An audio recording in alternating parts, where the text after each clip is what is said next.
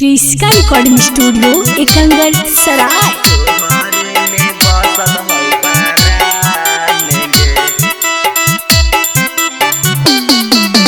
DJ Kundan राज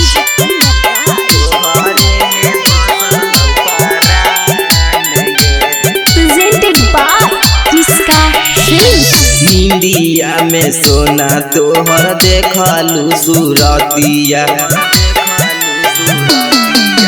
India में सोना तोहर देखलू सूरतिया, तोहरे में बसल हौ परान गे, जान गे तोहरे में बसल हौ परान गे। तरपी तरपी कहौ तोहरे मजनुआ, भागी ससुरार चल है गे जान, जान गे तोहरे में बसल हौ परान गे। डीजे कुंदन राज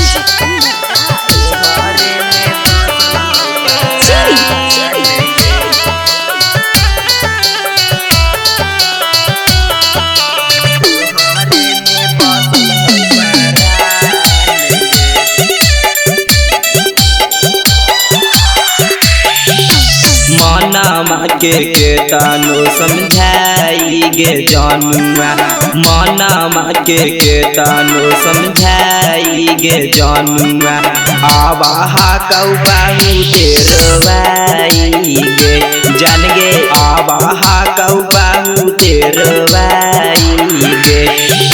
दिलावा पर बान चलनी करे जावा, दिलावा पर बान चलनी करे जावा, तोहरे में बसल हौ परान गे, जान गे तोहरे में बसल हौ परान गे।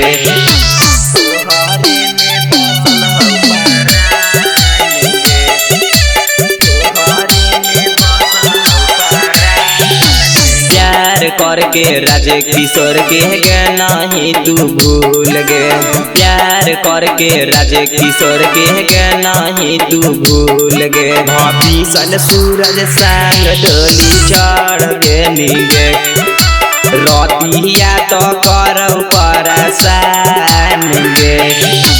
तरपी तरपी कहौ तोहरे मजनुआ, तरपी तरपी कहौ तोहरे मजनुआ, भागी ससुरार चल है गे जान, जान गे तोहरे में बसल हौ परान गे।